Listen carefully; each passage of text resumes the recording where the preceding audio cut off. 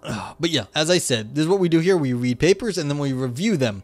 And hopefully the screen will work this time. I don't know if it will. I didn't have a chance to test it before stream.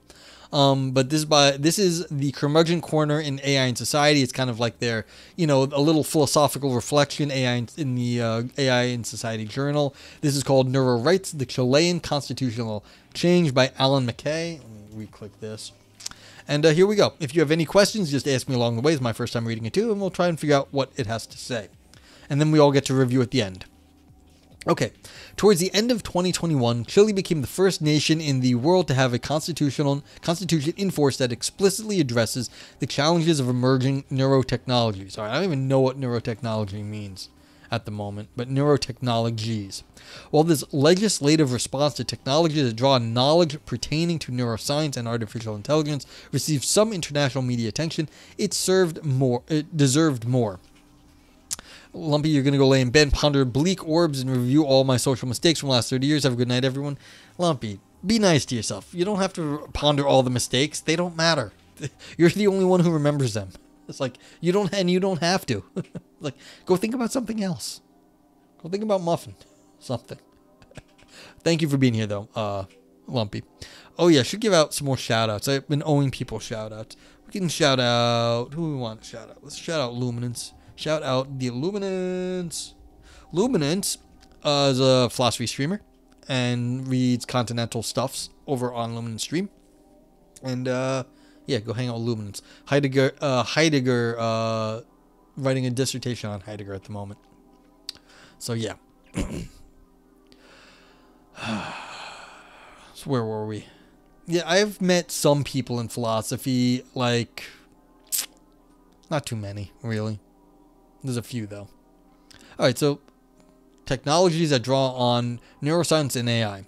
The modification of the Constitution might even be thought of as an important historic event, given that emerging neurotechnologies have the potential to gather data from our brains, or even to manipulate them, thereby influencing what we think or do. To be fair, advertising and propaganda already affects how we are. So, yeah. Dahlstrom and Grim Priest were both also very impressive for you. Well, yeah, now I had Stanley Rosen's list? Yes. Well, like I said, Dahlstrom was at BU while Stanley Rosen was at BU while I was at BU. And then also Hintika was at BU. But, I mean, it was a good department. It is a good department. And so, like, these are the people I was taking classes with. Graham, I do know from New York City. That's different.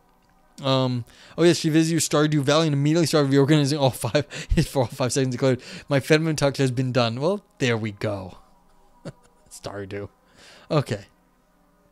Do I know anyone else famous? I don't think so. Maybe it'll come up. Chile is the first country in the world to directly address the human rights challenges. The Chilean constitution, as it now stands, requires that technological development respect the people's physical and mental integrity, and it states that the law must especially protect brain activity and information related to it. This development is a response to growing calls to respect neurorights. Proponents of neurorights worry that neurotechnologies, such as those being developed by Elon Musk's company Neuralink, have the capacity to interfere with our thought processes and behaviors, perhaps thereby infringing what they argue is our right to mental integrity and revealing information about mental states in a way that is concerning and thus an infringement of our right to mental privacy. I mean, this is fair. We have a right to privacy, and if there are new ways that people can invade our privacy, these new ways need to be addressed. I don't know if, like, we want to call this, like, neuro rights or whatever, but, like, yes, if we believe, which many of us in the West do, that we have a right to privacy, then this should be protected, and that includes, like, people trying to just get in our brains. They further worry that such neurorights are not adequately protected by existing human rights law and call for a law reform. Columbia University professor of neuroscience Rafael Yuste envisages important benefits flowing from neurotechnology, but also has been a significant figure in such, calling for the recognition of neurorights. He and other advocates are organizing, as is demonstrated by formation of the New York-based Neurorights Foundation. And this paper, I believe, is from 2002. So this is already 2 years old. So I wonder what's happened to this in the last 2 years. With regard to addressing the worries of such advocates, Chile is a world leader. But is this legal action premature? Has Chile legislated to protect rights that are under a threat only in science fiction? Neurotechnologies that influence people's thought process have been a staple of science fiction for quite some time. Whether we think of the 1970s film Terminal Man, the Japanese manga series The Ghost in the Shell, or more recently, numerous episodes of the Netflix series Black Mirror, science fiction has long been preoccupied with technological mind reading, manipulation of behavior, and the potential of humans to control devices directly with their minds. Yeah, so if anyone here has not seen The Ghost in the Shell, the original movie, or the TV series, and you don't have to go watch Ghost in the Shell 2. It should have been called something else, but they made a second Ghost in the Shell movie. Maybe a third now or whatever. But go watch Ghost in the Shell. It has a long legs. It's had a lot of influence on other media. The TV show may even be better than the movie. It was great. I love it. Not to spoil anything, there is an AI in Ghost in the Shell, and there's, just a lot of philosophical questions get brought up about it. And so it's like, yeah. And there's like, cyborgs. It's like, well, how do you treat cyborgs? Are they actually people or are they something else? But yeah. And so when you have all this technology, sometimes, you get a bug in the system and you don't know what you're looking at anymore. Okay. But now technology exists that enables people with disabilities to control cursors or other devices by thought, or even to control a drone. Technology also exists which enables the presentation of images seen by a person to be displayed on a computer screen. This can happen by way of a device that reads people's brain activity and converts this data into images representing what is seen or even imagined. And just so you guys know, my brother has been working for years, on and off. He changed jobs, but he worked for companies that made cochlear implants, and he's working for another one right now. And so they can basically play audio from your phone directly into your head. So the idea that this isn't like science fiction, that if someone were to hack the app, they could, basically play shit in your head and you wouldn't be able to stop them. Like you might have to rip out the cochlear implant, which sounds crazy. But if someone were to hack the cochlear implant app, they could already do this. So it's like, I don't know what the ramifications of that is. Probably best to stick to free software for brain interfaces.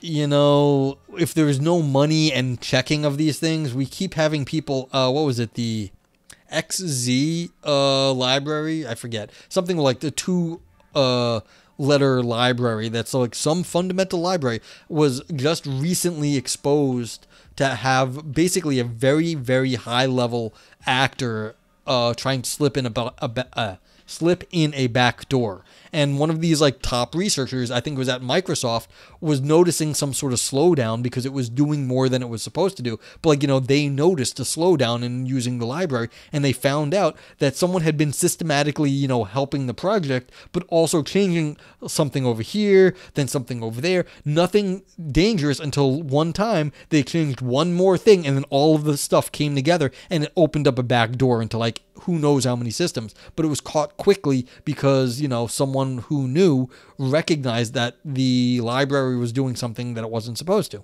But giggity, exactly. It was, it's like one of these scary things are basically technological world is based on a lot of software that is reliant on people you just can't tell. And that's both in private business and then the open source stuff, you don't know what everyone's contributing all the time. XZ Utils. Yeah, thank you, Vipers. Sunlight is the best disinfectant. Yes, but the other thing is I can look at the XZ Utils. I could spend all day. I could spend a month looking at it. Would I be able to see that there was a problem? No, you need someone who knows what they're doing, and that actually narrows down the eyeballs that actually matter. It's not just sunlight. You need the right people looking at it, and frankly, there isn't just enough money to be looking at all the things to get the right people with the right knowledge and the skills to be looking at all this stuff. So it's not just so easy to be like, well, it's open source, so that makes it safe. No, you need quality people to actually be inspecting the open source, and that's part of the difficulty. Yeah, so thank you, Vipers, for dropping the XZ Utils backdoor. But what about the epistemology of the Drake-Kendrick Lamar beef? And what's up, Reading Rap? Yeah, I'm not up on my contemporary epistemology. Sunlight is also the leading cause of skin cancer. Yes, says MX. UV light is the best disinfectant. Trump said so. Yes, it's good if you shine the UV is up your ass too. You just stick a flashlight up a UV flashlight up your butt, and that'll kill the COVID. Trump said so. Anytime like people be like Trump is clever, you just got to play that clip, because people try to, massage, like they try to talk around it. You play that clip and there is no getting around what he's doing in that clip. It's bad. I need to put Keck W in my stuff. I don't have Keck W, but yeah. It's just so bad. So yeah, grab the COVID by the, what is the COVID by the, what are the, like, the lipids or whatever, like, it has? I don't know what it is. Anyway. Okay. Continuing the paper.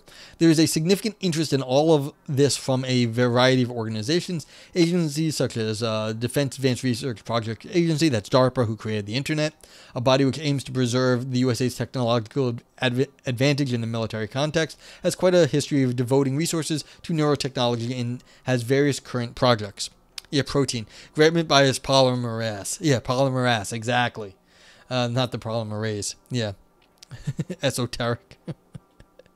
Yeah, so anyone who doesn't know DARPA, they're the ones who created the internet to share, data from like universities, and then they got to universities so that we could do research so that the US could, maintain the technical advantage. So we're all using DARPA stuff right here. Medical companies such as Synchron, I don't know who they are also working on various therapeutic applications. Elon Musk's company, Neuralink, has killed lots and lots of monkeys, has both medical and non-medical uses of neurotechnology in their sights. In fact, Mr. Musk envisages that one day we will be able to summon one of Tesla's vehicles by way of mental action rather than going to the trouble of walking towards it. Yeah. Is working at DARPA stressful? I wouldn't know. I would not know. Perhaps the thing that has really changed is that dude, people like, do you think I'd be sitting in, well, maybe I would be. I was like, I don't have enough money to be working at DARPA. Is Neuralink going to work as well as the Cybertruck? I hope not, Unreal Brian. I hope it works better. Because, as much as like we give Elon Musk shit and he deserves it, I hope the technology works in the end. For the engineers' sake, for our, like, in the future, like, it is not a bad thing to, like, eventually have, but the idea that like Elon's going to pull it off, he's made a lot of promises, he's not pulled off many of them. And so it's like, I mean, I hope it works. And I like the Cybertruck looks like it's not the best car either, but I have no problem with the Neuralink actually working. It's what's it called? The SpaceX. Once it was clear that Elon wasn't doing any work at the SpaceX, it was just like the scientists. I think the scientists he has working at SpaceX do a good job. The engineers do a good job at SpaceX, because it looks like they have some pretty good rockets, and that's really cool. So it's like, I hope the Neuralink works as well as the Falcon 9 rocket did. Yes, there are read map. I believe there are, but then again, I'm just going by headlines. I'm not up on this sort of stuff. So I believe there are other companies making the same sort of tech and hopefully doing it better than Neuralink. But again, Elon is good at marketing, and so he grabs a lot of headlines, and that's why he's, getting they're using him in this article. Okay, perhaps the thing that has really changed is that while neurotechnology has been around for some time, until fairly recently has largely been pursued by universities or military agencies such as DARPA. But now there is a race on to commercialize neurotechnology and use it in all sorts of contexts, including the workplace and for computer gaming. Companies such as Facebook's Control Labs, Emotive Kernel, and a host of others join Neuralink and Synchron are in a race to make money from this technology. Yeah, and this is 2 years ago, so was ChatGPT around? I don't know. I don't remember when that all went nuts, but it's like, yeah, you can see there's always tech races for this. Author asks, but is all this activity a good or bad thing? Well, that's capitalism, baby. Like so many technological advances, it is something of a double-edged sword. Air travel brought us the opportunity to visit far-flung places, but also to spread disease and destroy environment, and neurotechnology is likely to be a mixed blessing and to come with worrying downsides. Given that advances in neurotechnology may allow people with forms of paralysis to gain control over devices and decrease their reliance on others, the technology is nothing short of wonderful. To aim to give autonomy to people who lack it is a worthy goal by any standard and must be pursued. If neurotechnology also has the potential to cure epilepsy, depression, and dementia, then it is hard to dismiss it as something that is not worthwhile. Yeah, if insurance companies and medical technology companies can make, big pharma can make money off of it, they will. But what about the dark side of this technology? Here we might consider hypothetical examples from an area that I am interested in, criminal justice. There is a range of criminal justice systems around the world, some more respectful of human rights than others. What if some systems started to decrease their reliance on techniques that have been used in the past to gain information from suspects, such as interviewing them in favor of more direct brain reading? Perhaps by showing someone a crime scene image whilst the suspect was wearing a brain-reading device, it would be possible to see if the device picked up any neural activity associated with the suspect having seen that scene before. So it's interesting. Like maybe they won't be able to tell what you're seeing, but they'll be able to see that you're recalling stuff and not imagining stuff. That would be, worth something to a detective. What if upon conviction an impulsive and aggressive offender was fitted with a brain implant that, by way of algorithmic means, monitored their brain activity for neural activity associated with angry outbursts and electrically stimulated the brain to pacify them if they got angry? Maybe this is not such a great step, as some criminal justice systems already electronically monitor offenders' geographic position. Viper say, it'd be cool if you could press a button to simulate getting high and drunk and press again to instantly turn it off. I mean, yeah, they had that in Ghost in the Shell, where they had alcohol processors, so they could just drink as much as they wanted. They wouldn't just immediately get high. Granted, if you smoke weed, it doesn't take that long to hit you, so you're not talking about too much. I mean, you could also take shots, and that will get you drunk pretty fast as well. So yeah, I guess there could even be a shorter amount of time to get drunk or high in, but like the fact that their bodies could process it, maybe that's something you could do in the future. And then yeah, because that scene on the boat, they are drinking, and then Bato says, we have all these things, we could like stop being drunk. So yeah, Ghost in the Shell. Okay. A global group of researchers, including myself and Raphael Yuste, have considered the possibility of brain monitoring devices that from time to time intervene on the brain of mentally ill people to prevent them from committing crimes. Should the courts order brain monitoring of this kind? Is it ethically acceptable that an algorithm decides when electrical stimulation is needed to stop a mentally ill person from committing a crime? Rectal bong, yes. Moving away from criminal justice, perhaps employers might wish to monitor the brains of their employees to see if they are attentive enough at work. Yeah, and you can see this already now with AI monitoring worker movement to see if you're moving enough. And so this is already getting kind of fucked up. You don't need something in the brain. This is being done by other means at the moment. Perhaps one's workplace brain device might be hacked and someone else might engage in brain monitoring or event manipulation. Yeah, and so again, if you watch Ghost in the Shell, the TV show, they had people who could maybe monitor what other people are looking at. And so at a certain point, I guess is a small spoiler, you could, see you could see the guy's wife. They were monitoring a guy, you could see his wife. So it's like when they were, intimate. And so, cheap way to get tits on the show, but it was very clever. And distilled drink device, yeah. All right, so then imagine what's it called? My aunt got someone who hacked her iPad, and they said we have pictures of you being intimate with your husband, or you have to give us money if you want us not to send the pictures out. And so she freaked out. She called my cousin, and my cousin was just like, yeah, fuck them. What are they gonna do? Send us pictures of you in bed? Who cares? And it was she was like, oh yeah, you're right. Who's she actually going to send? She's retired. She's not in business. Who's he going to send it to? No one gives a fuck about some old lady, having fun with her husband. So it's, we were already getting this done with webcams. And guess what? I don't have a webcam on my computer in my main room. My webcam is over here.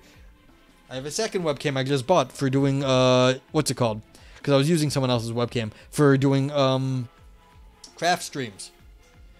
They're staying in this room. They're not going in the other room. I don't expect my webcam to get hacked, but I'm not even having a webcam in there because I don't need it to get hacked. So if I need to use it, I go plug it in. And I have a mechanical on-off switch on my microphone. You have a lens cover, yeah. I mean, and that's the next best thing. But again, I guess they could record audio, but that's no big deal, really. Like, what sounds are they going to hear? Like some sort of like slapping sounds. But yeah, but again, so there are other things that could be done that are being done right now, but it will just get worse if someone be in your head while you're doing it. Like you can't put a lens cover over your own eyes. Okay, there's a lot to think about here, and given the commercial activity that is underway, perhaps the question is not whether the Chileans have acted too soon, but whether other countries are considering questions relating to neurorights with enough urgency. Senator Girardi, a key figure in the Chilean reform, is right to point out that there is another technology that, with the benefit of hindsight, we were a bit slow to respond to, and that is social media. Yeah, and this is like a great point. The idea that any senator in any government, because usually these are not, I should only speak for the United States of America. Our government does not understand tech, and the idea that they're going to make any laws that understand tech is just laughable. They just don't. They might record me saying, "Oh, Noger is so big," referring to the collected works of Hegel. I do not have any Hegel, actually. I have no Hegel. Of all the things I have, none of it is Hegel. Yes.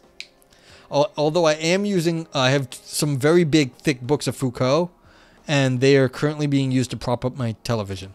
So that's how I use my Foucault, is to prop up my TV. Okay. There now seem to be some tricky social issues that have emerged from that technology, and it's not entirely clear what to do about them. Neurotechnological developments might have more profound implications for society, and perhaps we should not wait to act until the changes are entrenched. I mean, this is fair. But what kind of law could we possibly have made in the past that would foresee the social media of today and what it does? What would that even, how would we even make a law that do that? I don't even know what, what kind of law could we have made before we have not even seen the outcome of social media, and we're like, oh, we have to make laws about it. It's like, yeah, but there were ads on TV from Facebook or whatever saying that government has to act. There is nothing that Facebook could even imagine that Facebook would want from the government. What they want is to get it in committee and then just let it die in committee, or it'll take forever in the U.S. government because nothing's going to happen, and then have one of their lobbyists write the legislation to benefit them. I can guarantee you that's all Facebook wants out of advertising for legislation. But that's all that would happen. There's no way we can write good legislation. We don't even know what's going on, really. Do we understand social media? No. Well, a little bit, but yeah. But it's we should not wait to act until the changes are entrenched. No, but we should just enshrine the ability to be able to act. We should not cede the technology to the corporations, because we're just going cyberpunk otherwise. And that's cyberpunk is meant to be a warning. It's not futurism. It's just where the definition of cyberpunk is high technology and low life. We want high quality of life, not low quality of life. But cyberpunk is high quality of life where there is no rule of law. It's just corporate control by people who have a lot of money and power. And we don't want that. We want, high quality of life. It has always been possible to guess what is in others' minds and to use that to influence them, but one can only speculate on what life might be like as corporations, governments, and perhaps other individuals gain increasingly precise and reliable information about our mental states and increasing capacity to manipulate what we think and how we behave. The debate about this is already fairly mainstream in respect to AI, but the related field of neurotechnology is still at the margins of the public forum and in most countries absent from political agenda. Viper says, it's not just tech, it's globalization. Legislators can't see the entire scope of their multinationals' plan because it's outside their jurisdiction. Good point. Unreal says, William Gibson hits harder now than when I first read him in the 90s. Yeah, because we've gone a lot of the directions that the cyberpunk writers have predicted, and now it's feeling a bit more real because it is a bit more real. It's we're reading articles about people being okay, this technology may be getting a little scary now. And it wasn't just fiction now in the past. This is a, research article in, granted, a journal that talks about this stuff. But Yeah, this is not like science fiction anymore. This is about a law in Chile that did get passed 2 years ago. Okay, finishing up. Of course, we do not really know what the impact of neurotechnology will be or how the Chilean constitutional change will affect it. We do not know if the Chilean approach is the right one, but one thing is clear: the Chileans have recognized that the brain reading and brain manipulation are no longer the exclusive province of science fiction. Other countries should do the same. Okie dokie, and that was the Convergent Corner. Just a philosophical opinion piece from AI in Society by Allan McCay. And now we get to rate it. I hope my stream doesn't break when I hit this button. Okay. Oh man, that color is ugly. I just was like guessing at colors when I was doing this earlier. But here's what you get to do. You now get to rate the article. If it was fun, you get to use the brain dance emote. It gave you fun ideas. If you thought it started off with like some big claims and it didn't quite follow through, then you give it the grapes. For big claims that shrivel up. Nog navel for navel gazing, only for academics. Nog oro, Ouroboros for deep Rington ideas. Scream for existential or artistic drama. Nog turd for if it's all style, no substance, still poop underneath. Nog knife for slicing and dicing arguments. There's also the global vote yay, vote nay, and there's also vote meh on Scream. That there's early 90s Macintosh color screen, yeah, and vote meh for yeah, if it's just meh and you don't want to give it a thumbs up or thumbs down. So yeah, and this will go up on a website hopefully soon. I'm gonna get onto that, but I had to get this ugly screen up because well, I had to get it up because it just isn't there. So what do we think about this? This is a call to arms paper. It was basically just saying, look, is this too much too quick, or should we actually be worried about technologies that can get in our head? Viper says, brain dance, turd and meh. Feel bad about giving it a turd because that seems too strong, more of a fart. Yeah. What's going to be interesting, though, in my overall rankings is the way I'm going to do it is when you get a vote meh, it's going to give it at least a baseline, so it's going to get some points. The turd is going to pull it down, but then the brain dance is going to pull it up. So it'll be very meh in the end.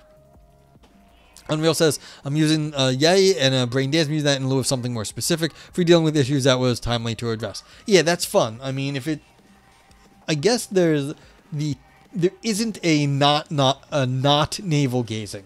We don't have a not navel gazing here because this one is sort of like a contemporary discussion. Since America says yay, brain dance, and an existential, and I think the existential is fair because it's talking about, you know, what it is to have like what's it called, privacy and rights, and what it is to be like, you know, what are we actually protecting. So I think that's a fair ranking on rating on this. What do I say? I mean, yes, and you lied, Vipers. You lied. It said Ghost in the Shell, and you did not give it a vote yay. You can also give it a vote yay, and that will be taken into consideration. So if you vote yay now, you'll get a split between the meh and the yay. Oh, you meant me. Okay. Well, thank you. Well, Cinesemiotics recommended this one, so you can give vote yay to Cinesemiotics for recommending this paper. But thank you. Yeah, exactly. You give it a yay and a meh, so that you can do that. It will all be taken into account. Let's see. I'm going to also say vote nay. Yeah. Nyai. And yeah. What do I think? Yeah, you know what? This can get a scream too. I agree with the Cinesemiotics on this one. I don't think it actually... I don't know if it said anything all that interesting. I'll say I'll give it a scream, and yeah, meh is a secret name of God. Yes, of course. Any Amway, yeah. Well, Amway's a store or whatever. What should I say? I'll give it a scream, at least to start off. Do I want to go yay or meh? I'm not even sure. Let's think. Ugh. It didn't make any big claims to shriveled up. It was just call to arms. It described its stuff well enough. It's kind of like if you want to talk about this, like, yeah, that's all right. Vote your conscience. I'm thinking about it. I don't feel very strongly about this paper. Granted, it did use Ghost in the Shell, talked about some other stuff. It, correctly identifies privacy and then the political difficulties of privacy and whether we need to get ahead of this or not. Again, you're trying to read my mind, aren't you, Sinister? I mean, actually, you're trying to get in my head. And all right, you know what? I'll give it a vote yay. What the fuck? Maybe I'll do a vote yay and a vote meh. Yeah, I'm with the rest of the group here, I think, this time. Okay, and one of the things I didn't get a chance to do is I was going to make a timer to count down how much time you had left to use the emote review screen. Suggested for future emote applied philosophy. I wonder what that would look like. But that's an interesting thought. I'll write it down. I don't know how useful it would be, like practical. Tindeos gives me a meh. Thank you. Applied philosophy emote. Yeah, because I mean that would be the opposite of the Nog Naval, and so there is space for that. That was one of the difficulties in coming up with the emotes, is getting a balanced emotes. Because like the turd is obviously bad, the grapes are bad, but in a different way. The navel is like not actually that bad. It's just, was it for the public or what was the intended audience?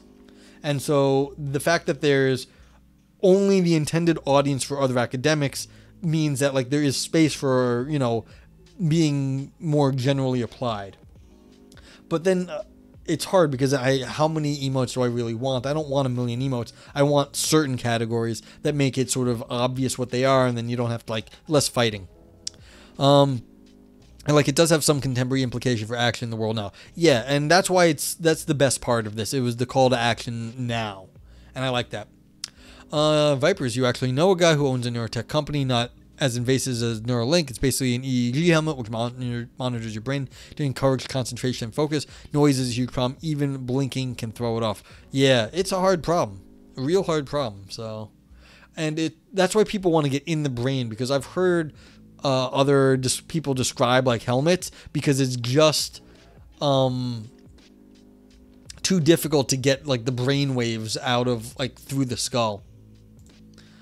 Neurosity, interesting. Yep. So what do we got here from Unreal Brian? No. There. Ah, fun. Okay, so we'll show this in a sec, Unreal. Okay, so everyone, if you want to get your your review in, you got to do it now. I thank you all for reviewing. You don't have to feel like you were here or whatever. It's anyone who's in chat, you're allowed to review. I'm not doing anything. Okay. And so I'll give you another few seconds and then we'll go check out this wonderful art from Unreal Brian, which our AI overlords have graciously bestowed upon us. Okie dokie. No more emote review. Thank you all for being here. And here we go. We've got a little bit of a scream. Here we go. Oh, damn it, Luminance. God damn it. This is why I need the timer.